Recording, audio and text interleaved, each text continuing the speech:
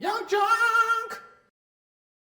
Listen, you jerk, This Is the End isn't just a clever name, but it also represents the end of one of the greatest moments in comedy of all time.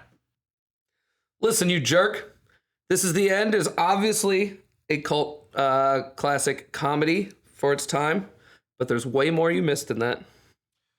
Hey everybody, welcome to Listen You Jerk, where we take a movie and we dive deep on some sort of significance or something really minutia about it. In this one, we're taking kind of a bigger swing because I wanted to talk about This Is the End, because to me, this really represents the end of a moment in comedy. There were movies that these folks that were involved did after that, but this is really the last time it felt like the classic buddies goofing on each other comedy, and they went out with a bang. Things I'd like to talk about during this are certainly the idea of actors playing themselves and playing a heightened version of themselves. That's probably what I want to focus mostly on, because I don't know that we've seen this in this way since or after, because they're all taking the time to elevate their own personalities, so it does feel a little bit like them in real life, but just kind of a corrupted version. And this is a film that's kind of about corruption, so it fits within. And I mean, like, corruption of like Earth and a hellscape coming through. Right. But the thing that this type of movie represented to me was there was a time where it wasn't buddy comedies. It was loosely called like the frat pack or something like that. But it was the idea of, this is a group of 3 to 5 individuals, not two. It's not a two-handed movie, but 3 to 5 individuals really approaching a comedy together and improvising as a team at a hardcore, R-rated, way over the top level. And I think I miss this kind of movie. I think we have a massive hole in cinema right now because we don't have these kinds of movies. And if you think about it, this movie was made in 2013. That's 10 years. I feel there's been a 10-year absence in this type of comedy. So why not highlight one of the best comedies of that time period, which, in my opinion, was the end of that kind of comedy. This is the end. Yep, it's the culmination of it. And I definitely agree. The comedy genre has taken a hit since, that team kind of, I don't even want to say they disbanded, but they're doing different things now. A lot of them, like Jonah Hill specifically, has been doing a lot of dramas, that type of thing. So I do think that without that, I mean, we can call them buddy, we can call them ensembles, we can call them whatever, but without that, like, crew of people, like a group of friends, truly, working all together, we haven't had that in a long time. And I think that's something that we kind of need now more than ever, because that's kind of the landscape of the world right now. Everyone's got their little crew. We've got our own circle. We've got our crew, and it's, we're the funniest guys in the room at all time. And everyone else thinks the same thing about their circle. And it's just kind of the actual funniest crew of friends doing their kind of last little hurrah. I also think this was during a time where funny was it. You either were funny or you weren't funny. And your way into the movie was, are you the funniest guy or not? Because every one of these is an A-list level comedic talent. So I certainly want to get into the movie itself and talk specifically about actors playing themselves. But prior to that, I thought we'd do a little bit of history.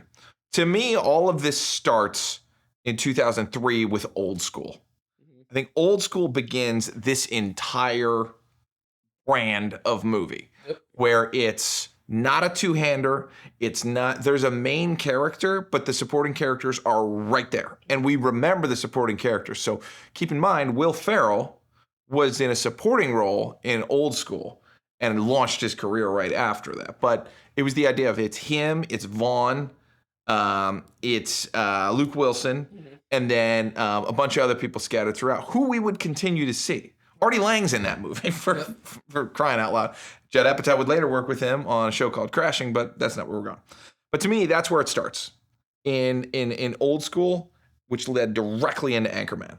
And Anchorman is where this team gelled for And the they first and time. it was magnetic almost. They were like throughout the timeline of it, they're pulling in random people. Yeah. Seth Rogen, Jonah Hill. Like as people kind of started popping off, he was just like, "Hey, come into my comedy family. Come do this." And then it just kind of grew exponentially from. Well, I think that was the thing. I even remember like reading like a GQ article or something where they had like caricature drawings, and the one side was the frat pack, which was the old school guys who would later go into Anchorman.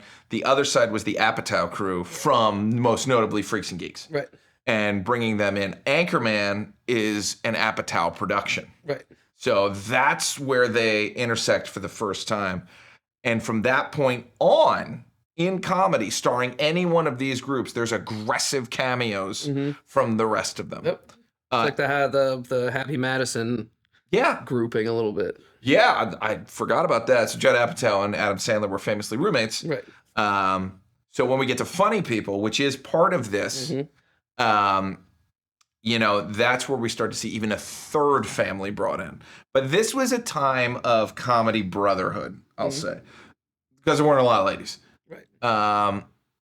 But this was a time of true comedy brotherhood that I think everyone can relate to. There's a reason we still quote things from 2002 and then stop right around "This Is the End." Oh, it's ingrained in society. Like you can't go to a bar at any point and not hear an Anchorman quote or a Talladega Nights quote or something. You can't. Yeah. So to go kind of the history lesson, let's just kind of name a couple of the hits that were going on. So you start with old school, you go to Anchorman. Right after Anchorman comes a kind of a sleeper. Like I don't think anyone expected this movie to explode, but 40-Year-Old Virgin. Oh, I love that. No one is in that movie. Steve Carell. Steve Carell was not on The Office at the time. Steve Carell was just the guy from The Daily Show at the time.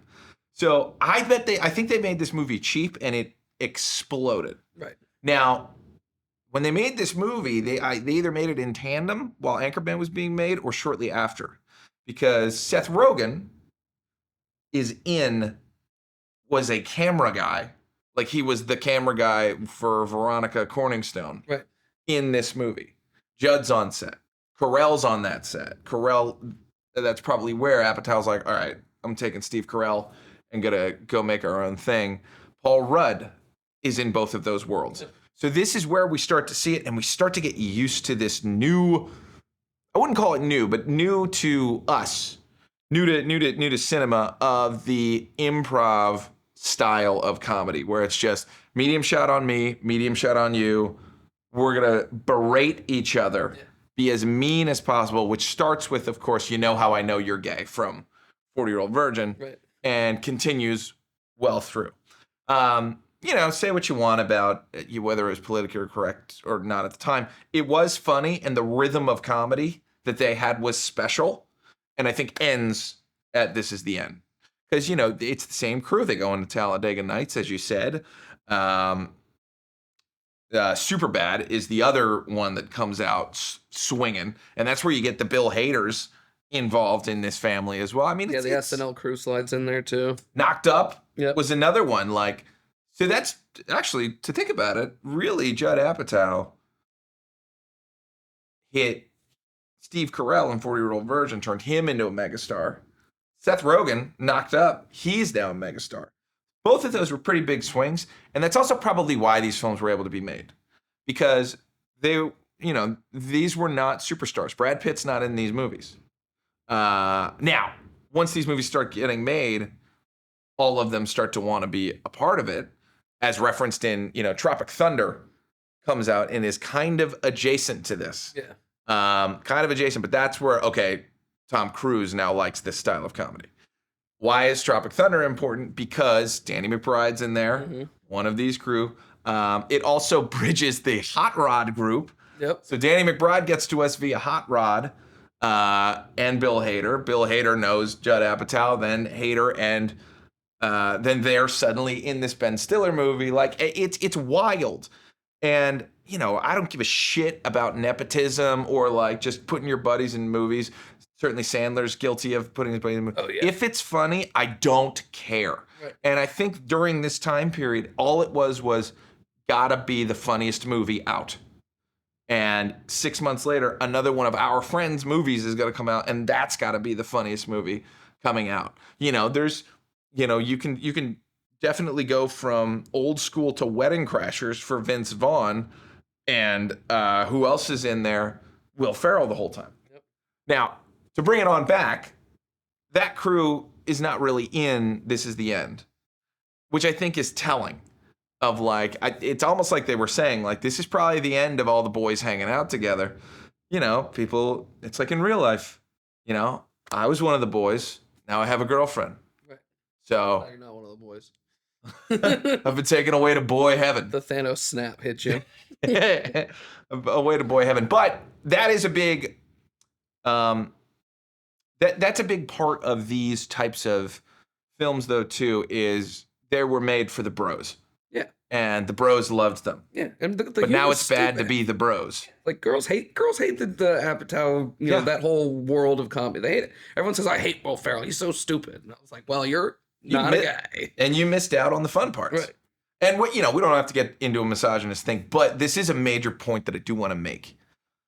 Yes, these movies have misogyny and misogyny leaning, and they say things like, you know, like gay, and they're all upset about girls and stuff. But it's all hilarious. Nothing is angrily said trying to make a point. They're not trying to turn. There's no agenda in these films. That's true. This was also pre-agenda movies. Right. So, yes, all that stuff's in it. But by muting that slightly, did you also mute comedies that make us laugh? Because they're unexpected and a little dark and a little over the edge. And I think that's a good point, because I think that is kind of the end of that. Because, I mean, yes, it's very funny. And I think people do want to see, well, why don't we have to find that type of thing funny? Why don't we, you know, find another avenue of funny and not, you know, take it out on other people, however you want to phrase that. And I don't disagree with that statement. However, there is a large group of people, us being one of them, that grew up hearing that type of humor, and whether it was meant maliciously, or whether it was meant just as straight up funny because it was okay at the time, that was funny. Yeah. So, you know, that change of, you know, this is kind of like, this is the end of that type of humor. I think that also definitely does play into it too, because This Is the End is off the wall. Like it is. I think it's the furthest they ever pushed it. Yeah, it is inappropriate. Like really bad. And I loved it. It was hilarious. But funny is funny. Younger, you know, someone that's, I'm 33, someone that's, you know, 22, 23, going to watch this movie 10 years later might be like, wow, this is unacceptable. This is unacceptable. So I do think that there was a level of kind of seeing into the future and being like, we're going to get canceled if we go any further than this. Let's just get it out of our system. Oh, I didn't even think of that. I mean, that's when it was right around when it was starting, when people were starting to be like, hey, like, you can't say things like that. And they said a lot of things like that in that movie. Yeah. But I mean, funny's funny. You know, it's we're spending money. We used to spend money on tickets to see funny. Right. You know, it was called funny money at the time. Yeah. It wasn't really, but it was to me. But there was that period of that. And, you know, thank God for things like YouTube and Instagram to keep this inappropriate humor going. Right. But it's not being done and finessed as much as when they created it. And you can see, because all of us are still referencing it. Yeah. We're holding on to it. These big TikTok stuff. A lot of TikTok is taking clips from funny movies. They're all from back here. Right. You know, and applying it to modern day. Yeah. Like shock value to it too. Absolutely. It's like oh, that TikTok is so inappropriate. It's like, yeah, well, that's from a movie that they made 17 of them in the course of 2 years, and this was a humor. This is funny. Yeah. So ultimately, This Is the End, I believe, was the end of the era of comedy that we desperately need to get back to. Desperately need to get back to this rhythm, this improv, this insulting each other. Yeah. Because that's real life. In our group of friends, the goal is to make the other person cry. Yeah, exactly. And like even like the nuanced things from like those types of scenes where, like, one that comes to mind for me all the time, and something I actually have incorporated into my language, is like those when Seth Rogen kind of like gets into it with like whoever he's co-starring with, and he goes, I'm not immature, you're immature. You're the immature one, I'm not immature. And he goes on these little like kind of like, oh, I can't believe you said that tirades, and I'm like, oh, that's so funny. That's so funny. But like those types of humor and things that stick like that, they make it into our friend groups. People talk like that. It's like if someone's like mumbling over their words, like one of our friends in the background would be like, lanolin, like sheep's wool. Yes. Yeah, like and it's just I would love to get back to it, but I would only like to get back to it if cancel culture does not go after it. Because yes, inappropriate things are said. Yes, a demographic might take offense to it, but it's all of them. It's not just one. It's not just two. Like they make fun of every single type of person in the universe. Yeah, I think we're on our way to there, just because like there's more money to be made there, and I think ultimately when it comes to entertainment, what draws dollars is always going to be number one. And I think there's enough people, like a Shane Gillis comes to mind, who are reminding people how to laugh at this kind of stuff. Right. That I think it's inevitable. But I'll believe it when I see it. For all I know, comedy's been dead for 10 years. It's kind of how I feel about it. Possible. With a couple of things going on, you could allude to also, if you want to see a comedy, you got to go see a Marvel movie. I'm actually Is there sitting here. anything else? I'm sitting here trying to rack my brain as the actual best funny movie that I've seen in recent memory. Nothing really pops into me. And that's a problem. Yeah. I guess that's the conceit of everything, is that all of the comedies that pop into your head are from that time. They tried to do stuff after this. For example, The Interview. Yeah. Seth Rogen did direct. It was technically the buddy comedy after this. Had a whole bunch of Sony baloney. I don't think I ever saw it. But I wouldn't count that towards, nor would I count like Sausage Party. I think Rogen was doing his own thing. I don't know. I did like Sausage. I liked Sausage Party, but Sausage Party is an animated movie. Yeah. You're not improvising anime. Right. But I can't think, like, the next Apatow movie was Trainwreck, that didn't do very well. I don't think I've seen that It one. didn't have any of the bros in it. That was Amy Schumer. Pete Davidson, that was actually his first role, is in that movie. And Bill Hader is in there. But the back and forth, rat-a-tat of insult comedy, Right. I think wasn't there, and is a shame. All of that being a prelude to what I want to actually talk about, which is this at the end. For me, this movie lives and dies on the strength of actors playing themselves and playing the versions that we created in our minds, watching them over the past 15 years. Right. And the perceptions of their peers. Mm-hmm. That's the other. That was to piggyback that. That was something I love from that. Is yes, they're playing themselves. Yes, they're exaggerated versions, but part of that characteristics that they're putting into their own characters are the way that the other people in the group see them. I'd also like to say, I think they nailed making Jay Baruchel the main character, and that his whole plight was he's not part of the frat pack bros. And so he was excited to go hang out with Seth Rogen. They could have some one-on-one, because Seth is now a celebrity both in the movie and in real life. And, they were excited to go do Canadian things, let's say, of like, let's go see a movie, and bullshit on it and quiet stuff. And then here's Franco on the other side and his whole group. So that was pretty brilliant right there, to have Jay, who appears like a timid person and has been playing the timid role since before that and all the way through. He was in Apatow's second show that was about college. I think it was called Undeclared. Yeah.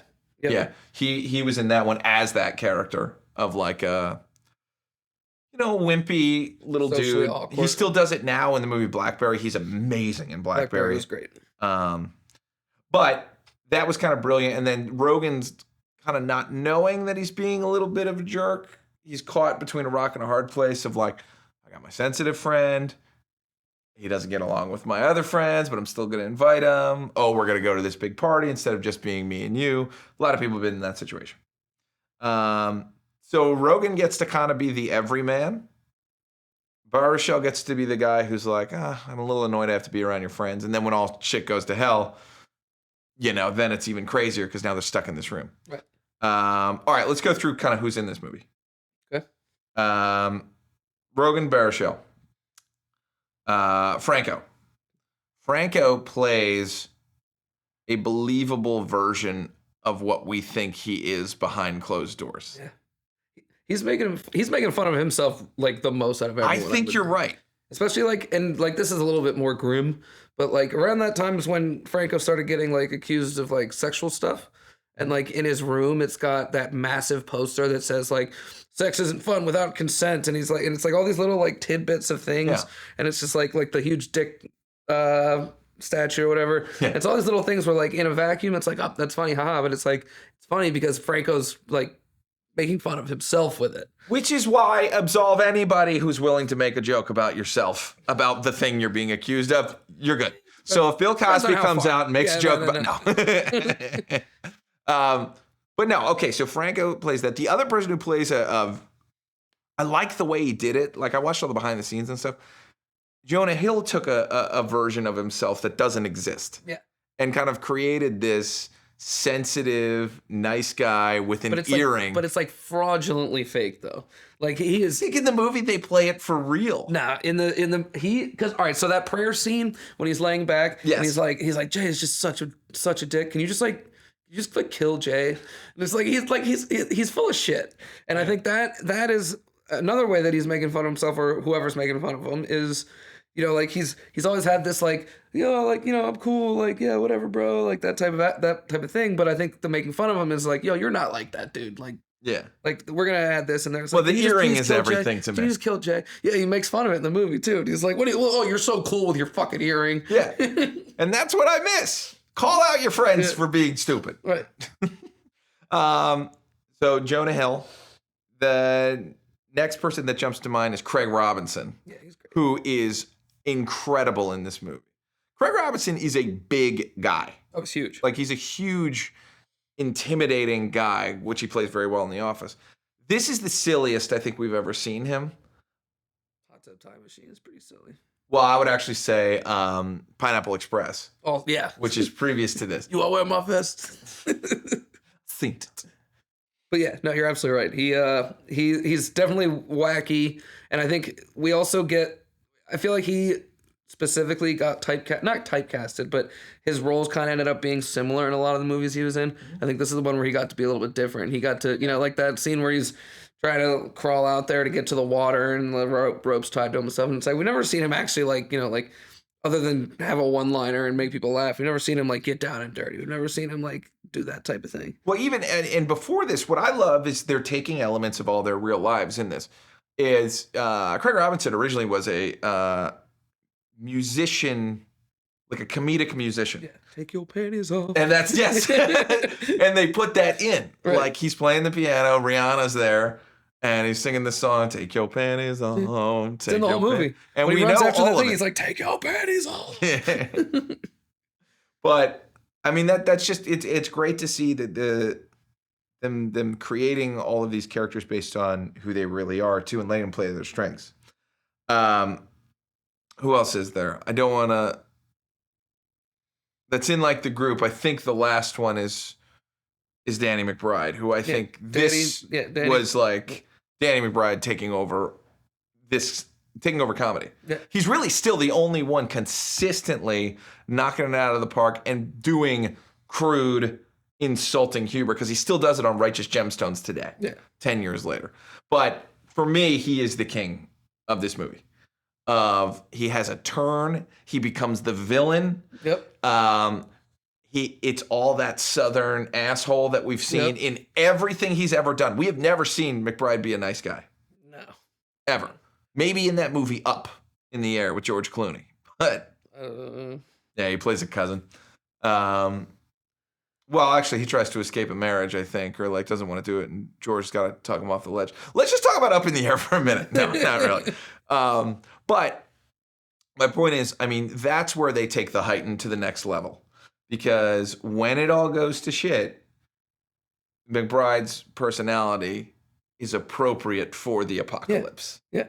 And he's the one that truly doesn't care like what things come out of his mouth, like what he says. Like having Channing Tatum on a leash where he's like, I don't give a fuck, I'll fuck him right in his ass, right? I'm gonna pound him out right in the trailer in here. I'm just like, Jesus Christ. And then Channing Tatum's like, hello. What's up, guys? Yeah. I mean, that's amazing. And also bringing back the something that was in all of these movies, the cameos. Yeah. And punching it up to 11. Yeah, it almost seems like they had forethought of being like, everyone's got to be in this movie because we're never going to get to do it again. Anyone who wants to be a part of the last one, do it. Yeah. So But McBride just steals the show. He's telling people like, "Hey, chill the fuck out. Don't worry about it, man." You know, when he like eats all the food and they start flipping out on him. But that's your crew. So basically, in the movie, the end of the world happens at a big celebrity party, and they're killing everybody. Oh.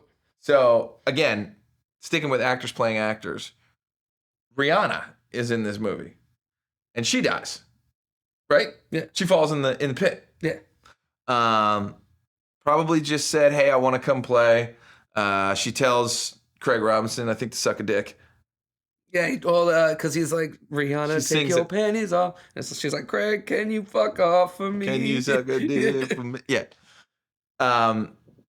Michael Cera is great in this because, and he's done this a couple of times. Like back in when they filmed Knocked Up, they got James Franco and they got Michael Cera to appear as assholes, like saying, you know, just being over the top, being interviewed by Ryan Seacrest or whatever, but being total dicks about it. And there's like this uncut scene where he's playing like a really terrible version of himself that's like, no, I didn't know how to read. Unless it was a script, who cares? Like he's that kind of guy. And he plays something similar to that and of course gets killed. Then you have Aziz is in this movie for a hot minute, I think just dying. He goes down the pit as well. He was in Funny People. Yeah. Earlier. Good God. Who else is in this? Channing Tatum. Channing Tatum. In like probably, okay, Channing Tatum's hilarious for the first time. Right? Yeah. Because that was probably before 21 Jump Street. Dylan? Is that before 21 Jump Street? 21. This is the end is after 21 Jump Street? Let's figure this out. In real time. I think it might be because Jonah Hill was pretty fat in 21 Jump Street. Sorry, Jonah. Oh yeah, it's the year after 21 Jump Street. So it does make sense for Channing to be in there. Anyway, long story short, actors playing actors is really, really funny if they're going to push it well outside of the bounds of normal behavior and have a little bit of their essence implied and put over the top. All right, the gags though. These are very extreme gags. Emma Watson. Yeah, Emma Watson appears for a little while too. Yeah.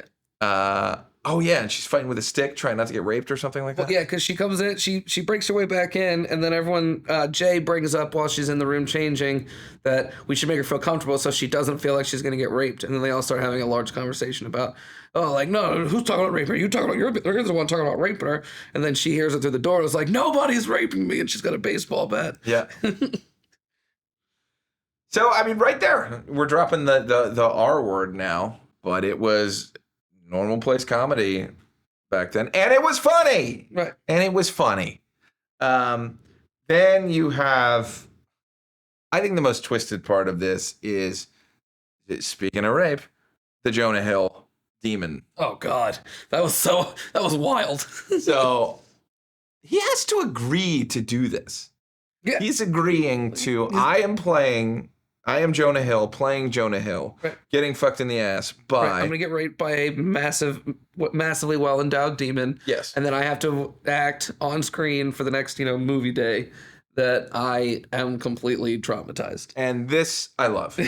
I love the dedication to it. Yeah, because you're not playing a role. Right. You're playing yourself. Right. It's like, how would you handle getting raped by a demon? He's just like, he'll sit there zoned off and like people will talk and be like, yeah, whatever. It's like, like he's completely fucked up. Yeah.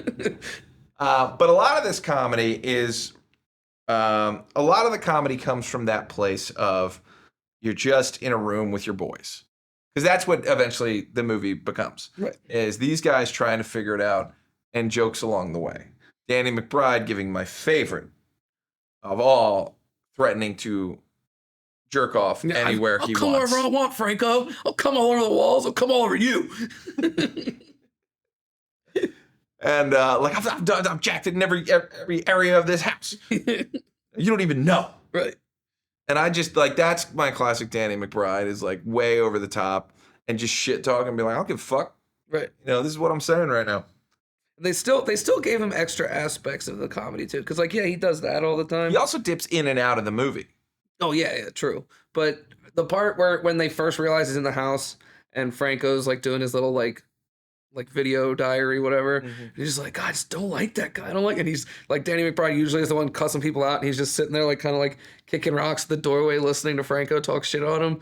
He's like, so what's up? And he looks like genuinely hurt. I'm like, Yeah. that's fucking hilarious too. And you know, them trying to figure things out, like the food, trying to figure out how to ration food is done like they're a bunch of Hollywood idiots. Yeah. Like, I think, well, my body weight's bigger than yours, so I should get more of the rations. But I mean, the conceit is like these are guys who are all known for talking serious, incredible shit to one another. And they do it, and it is nonstop. It's nonstop. Oh, yeah. Something happens, they have a disagreement, and get into a shouting match. And you hear every insult that you love and used to use yourself, except it's done at such like an eloquent level. Yeah. Where it's like, it's like I said earlier, you know, when you're hanging out with your buddies trying to make the other one, you know, cry because they're hurt and also from laughter at the same time is the edge most like boys groups walk. Right. Or the line that most boys groups walk, right? And this movie is like the last time I remember seeing it. So think about it. Insulting each other on screen in this fashion. When do you see it next? Right now. Fuck you, Terry. I don't know. I think the current culture of the world isn't going to allow for that type of thing. I think if it's going to survive, it's going to be that type because nobody gives a shit about white cis males making fun of each other. But I think in terms of, I think it's going to have to be that demographic. I don't see current society allowing for minority demographics to be made fun of on screen anymore. And I think that is a good thing, but I think that you lose some of your credibility in comedy if you don't go after everybody. Yeah, I think that the great conceit of this movie is it is extreme. They are being brutal to each other, but they're also playing themselves. So it is kind of acceptable that it is like this group. And Craig Robinson is there. They do make a note of like he is the black guy in it, and everyone else is a white guy. You know, but it feels natural and it feels normal, and it just feels like you're in a house with like your fraternity brothers or something like that. That's the thing. It doesn't feel scripted. It's like this is exactly how, like, you know, I'm on the beach trip with the boys, and you know we're all just peppering each other with insults. Yeah. None of it's just good comedic timing, and it's just a good insult. And I think you don't get that without the talent either behind the camera or in front of it. I think the realism on a group of friends just destroying each other. Yeah. I don't think any other group could have captured that because I'm sure that's how they are in person. You could also make this and pull back slurs. Yeah. Still have the insult. Right. But just remove the slur. You could probably do it. That's probably like the through line. But the fact that no one is even trying is alarming because there's a reason we're still referencing this stuff now. And the reason is nothing has come out to come into the zeitgeist and make us quote. Right. Like this is yeah, there we go. This is a infinitely quotable movie. Right. And I don't know any anymore. Not from anything since then. Like I could quote Dodgeball off the back of my hand right now. Yeah, which I would include as part of like this. But, yeah, no, nothing recently. I can't. Literally, this entire conversation I've been trying to rack my brain. I was like, "What's the newest comedy I've seen that I loved?" That's exactly why I wanted to talk about this movie, because this movie just came out again on like Netflix, and reminded me of this time period. And I'm like, I'm so bored. I'm so bored with movies, and that is when I wasn't bored. Right. You know. And that's crazy to say that, you know, I'm bored with, you know, Marvel movies and things like that. You know, I'm a huge comic book fan, but I am. Because one piece of cinema can't do all things. Give me my raunchy comedy over here and don't try and update it. Right. Leave it as is. Get the funniest people in the room who we know have been funny for a long time and let them do something by themselves. That's what this is. Rogen's directing this. You know, and wrote it. everyone in this movie has been in a movie with him before, or is like a friendship. Mm-hmm. So it's a bygone era, and I miss it. I hate that. I hate how right on the nose they were with that title. Yep. It was perfect. The montage at the end with the Devachka song, "This Is the End," where it was like all slow and everything was like going to shit, and it's just like they put a lot of thought into closing the book, Yeah. or finishing the chapter. Yeah, and I do you think that was intentional? I do. You think they intentionally were like, all of us are moving on to new things. Yeah. This is probably the last ride. Yeah. Because they were all doing, they all did random drama stuff, but in terms of, we didn't see anything else after that. What did we see next after This Is the End that had all them in? Nothing.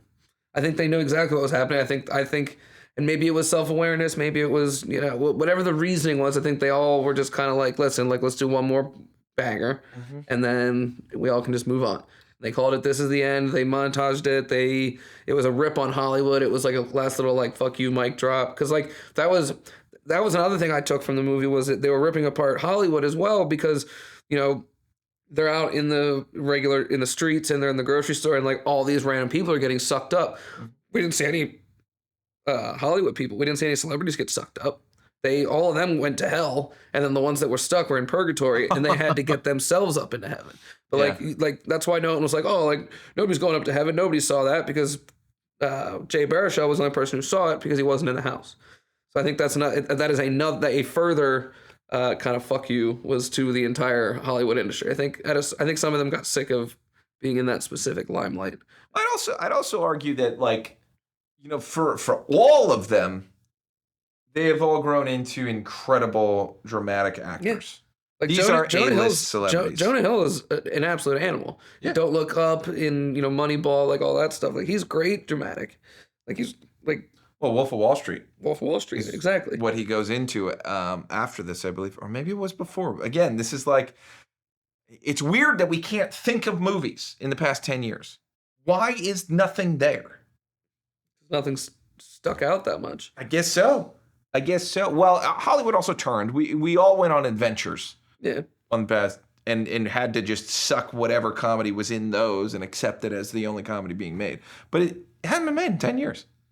That is very interesting. I hope they had the forethought. But my point was that this is what happens when you get the best in a room together. Right. Bill Hader went on to create Barry, which is an incredible piece of work directed by a master.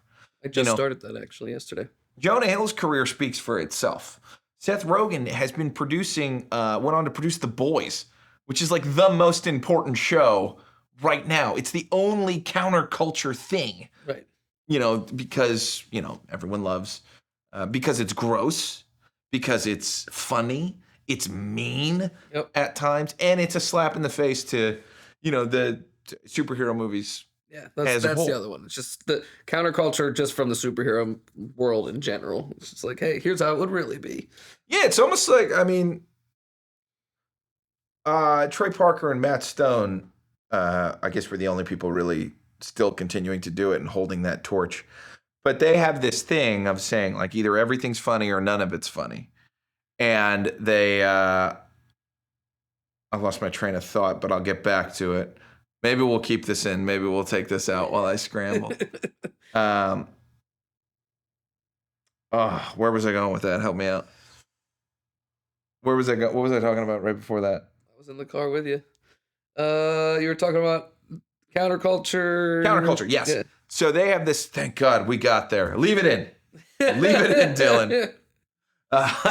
Okay, we got there. That's definitely the short that's coming out this week. Yeah, just be, no, my brain just went. Anyway, they have this theory that their goal is their punk rock. And what was punk rock during those 10 years was no longer being a punk. That counterculture shifted to where everything was pretending to be counterculture, but none of it was, if that makes sense. So I think very wisely, all these people, that you're probably right. This is probably the last thing they could do to be punk rock in this time period. And then it ended. Right. It's wild that it's called This Is the End, and it signifies the end. but it's true. You know, after that, scandals came out about people. Jonah Hill's got one going on right now. Yeah, everyone kind of changed their opinions, but honestly, the goal was to make me laugh, and they did it for 10 solid years. 2003 to 2013, I think will go down as one of the biggest moments in comedy, and this last decade will go down as one of the worst ever. And God, I hope they turn it around. I'm gonna be thinking about this all day. What the funniest new thing I've seen is. Literally all day I'm gonna think about this. I know my favorite thing. Put it in the comments. Let us know what you think. I know my favorite thing right now is The Boys. So it is like, sure, which comes from this lifeblood. You know, both in, this was the first time Rogan did a fantasy type of element. McBride did a movie called How High. You remember that with Franco? Not How High. Your Highness. Your Highness, yeah. Your Highness. How High is a little... How High was with Red Man and Meth Man, right? Yeah. But yeah, I mean, they're in all the genres, but it was always funny first. And it was always a specific type of comedy that I miss, that I think you really only see on podcasts and stuff now. But I miss it, and I want more. But I think this also gives a secret path of the way in, which I think the path is everybody play themselves. Yeah. Everybody play themselves. Go ahead and do whatever you need to do to make it, you know, fit the great Hollywood quota or whatever you have to do. But make everybody play themselves, a heightened version, and attack the ever-living shit out of each other. It's a roast. Yeah, and especially during counterculture, how it was almost defensive. It's like how you can't cancel me. I'm making fun of me. Yeah. Like it's like, this is the one time you can't tell me that I can't make fun of this person. So I think that was another part of it, was like, all right, so like if we're truly going to roast each other, if we're truly going to make this effective and scathing and sharp and hurt, do it to yourself. Yeah, because the truth is, the funniest stuff in this movie is grown men shouting at each other, screaming at each other back and forth, and it's the rhythm. Yeah. This is the end, represents the end of that rhythm of comedy. Yeah. I'm really going to make fun of you, you're going to make fun of me. I'm going to make fun of you, you're going to make fun of me. That quick back and forth where you're cutting from face to face. It's not like, it's just literally just fuck you, no fuck you. Like you were saying with the Franco Danny McBride, like I'll come wherever I want scene. Yep. Like he's up on a balcony and it's like literally it just drops between where their eyeballs are, and it's just, you know, it's it's looking down and Danny McBride looking up, and like, I'll come wherever I want to, Franco. And then it cuts and then it's looking up at Franco, and he was like, you don't fucking come anywhere, you come where I say you come. And it was just like that quick little back and forth, and it's just like that felt like I was one of those people in that friend groups watching, being like, ooh, like say like you and Derek like tearing each other to shreds, and I'm just like eating popcorn. Like that's how the cinematography felt with that. Yeah, I mean, I'll touch on that for a point. So Judd Apatow is always who is essentially the godfather of all these people, is always often criticized because he's not a great director, as in visually. Visually, he's very, very boring, but comedy is caught in the wide or the medium. Right. So this movie starts to flirt with Seth Rogen being a really good director, which I believe he is, where he's adding in different scenes, but all of the funny back and forth is basic coverage cinema. Yeah. I would love to kind of get back to basic coverage cinema to allow these performers to do the things we want them to do. You know, I'm a director by trade. You know, I watch camera moves. Like seeing an angle shift or a focus shift for me is everything that there is. But for this type of funny comedy, make it easy, make it pitter-patter back and forth. They tried this with The King of Staten Island. That was probably the stab to get back to this kind of funny. But that is a well-directed drama. Right. Not shot, reverse shot, screaming at each other. Right. I need shot, reverse, scream, scream. Here we go. Fuck you. I hate you. You're a douchebag. I want dickhead cinema to come back. Right. Anything else you want to say about the movie? No, I mean, great CGI. Randomly great CGI. Yep. Like I said before we even started the conversation, I think that this was a bit of a digression from what we have been doing. I think everyone loves this as the end already, but I think that the depth to it is what was important to touch on. It's very easy to watch a funny movie and just kind of giggle and haha, fart jokes and all that. But It's if you're able to watch a comedy movie and be that entertained, and then also be able to analyze it like you would a drama or something like that, I think that's a masterclass in and of itself. And I think that's why this movie is important versus the rest of the kind of chain of movies that came from that group. Yeah.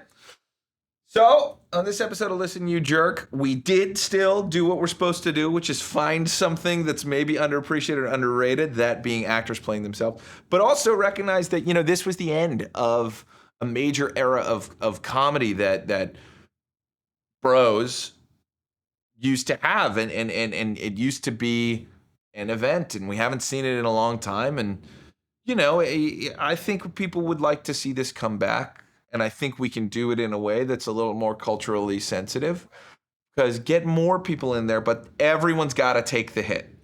The important thing about movies like this is everyone's got to take the hit. All or none. Don't get in the movie if something's off limits. Like, if you murdered someone in real life, it has to come up in that movie. Right.